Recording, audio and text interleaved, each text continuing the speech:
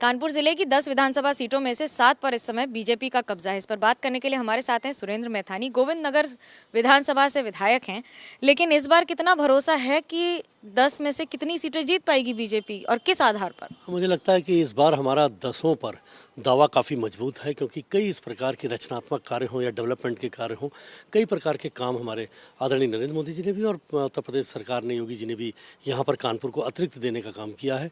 जिसके आधार पर सबसे बड़ी चीज़ तो कानपुर में गंगा को अगर आप देखें तो गंगा निर्मल हुई है, अविरल हुई है, नालों को टेप किया गया है। 128 साल से जो नाला गंगा में जिसमें मैला गिर रहा था, मांस के लोथड़े गिर रहे थे, जिसको लंदन में भी एक कलंक के रूप में कानपुर में देखा जाता था, उसको टैप करने का भी काम किया। और घाट जो कानपुर में थे ही नहीं, अगर कोई घाट पर जाना चाहे, अपने संस्कारों को करना चाहे तो पैर फिसल के भी यहाँ दुर्घटनाएं होती थी। लेकिन इस समय अटल घाट से लेकर के तमाम घाटों को, करीब लगभग 19 घाटों को डेवलप करने का काम यहाँ पर किया गया।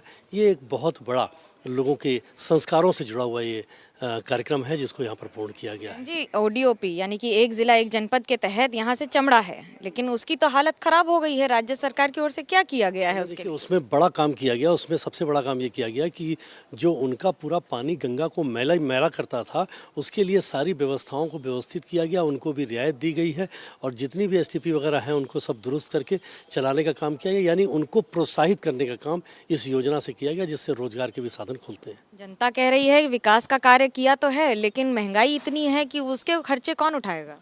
हाँ, देखिए, महंगाई को भी नियंत्रित करने पे, एक तरफ महंगाई को भी नियंत्रित करने का काम हमारी सरकार कर रही है और दूसरी तरफ लोगों को इस कोरोना के संकट में जीवन और जीविका दोनों को बचाने के लिए भी अनाज को भी फ्री देना, लोगों को तमाम ऐसी योजनाएं, जैसे कोरोना की वैक्सीन को भी 100 करोड़ 100 करोड़ से ऊपर, 114 करोड़ से ऊपर लोगों को लगा देना, ये भी सारे कहीं ना कहीं वो खर्चे जुड़ते हैं। लेकिन महंगाई को भी नियंत्रित हमारी सरकार कर रही है। 3 वो बातें जिनको लेकर आप कानपुर में लोगों से वोट मांगेंगे?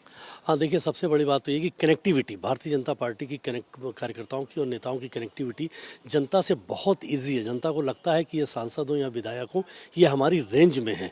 एक तो ये, और उनके सुख दुख में शामिल होना, उनके समस्याओं का निराकरण करना, बराबर लगातार संपर्क करना और लोगों को जो सारी सरकार की योजनाएं हैं उनसे भी उन सब लोगों को लाभान्वित कराना। और सबसे बड़ी बात अगर हम कहें तो रोजगार के साधन को कानपुर में सृजन करा करके और लोगों को रोजगार के साधन भी देना। यहाँ तक कि घरेलू महिलाओं को, जो महिलाएं घर में रहती थी, जिनका काम मात्र खाना बनाना सवेरे और शाम, उनको भी दिन में रोजगार देने का काम हमारे जिला उद्योग केंद्र के माध्यम से, MSME के माध्यम से किया जा रहा है, जिसमें उनको 1 हफ्ते की निःशुल्क ट्रेनिंग और मानदेय भी देकर 250 रुपये पर डे के हिसाब से उनको फ्री उनके एडवांस टेक्नोलॉजी वाले टूल दे करके उनके घर पर ही उसको। कॉलेज की संख्या, शिक्षा का जो स्तर है कानपुर का, लोगों को पलायन करना पड़ता है पढ़ने के बाद, आगे जाकर अगर कोई काम करना है। नौकरियां कहाँ बढ़ी हैं? नहीं, देखिए, ये सब उस समय हुआ है जब कोरोना का ये कालखंड आया। बाकी तो इस समय कोचिंग का बहुत बड़ा हब उत्तर प्रदेश का सबसे बड़ा कानपुर में है, जहाँ से लोग तमाम डॉक्टर, इंजीनियर, IAS, PCS यहाँ से निकलते हैं। बहुत बड़ा हब है।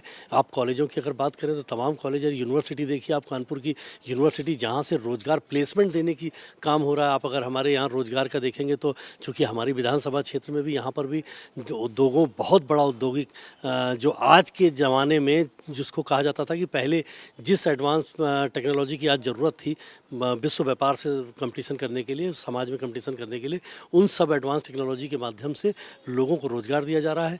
यहाँ ITI में अभी तक लोगों को पिछली सरकारों में सर्टिफिकेट देके छोड़ दिया जाता था। 4000 से ज़्यादा लोगों को हमने ITI के जो सर्टिफिकेट प्राप्त थे, जो सर्टिफिकेट के बाद भी अपनी काबिलियत के आधार पर नौकरी नहीं पाते थे, उनको उन्हीं की काबिलियत के आधार पर रोजगार मेला लगा करके रोजगार दिया। और यहाँ तक कि रोजगार का जो मेला उत्तर प्रदेश सरकार के द्वारा लगाया गया, उसमें 22,000 से भी ज़्यादा नौजवानों को रोजगार दिया है। और फैक्ट्रियों में भी जो संसाधन, उन सबको इससे जोड़ करके, रोजगार मेले से जोड़ करके नौजवानों को भी रोजगार देने का काम किया। नौजवानों के लिए वादे और दावे बहुत हैं, लेकिन नौजवान भी देख रहे हैं कि वोट किसे देंगे। कैमरा पर्सन सूरज पांडे के साथ मनोज्ञा लोईवाल, कानपुर, ABP न्यूज़।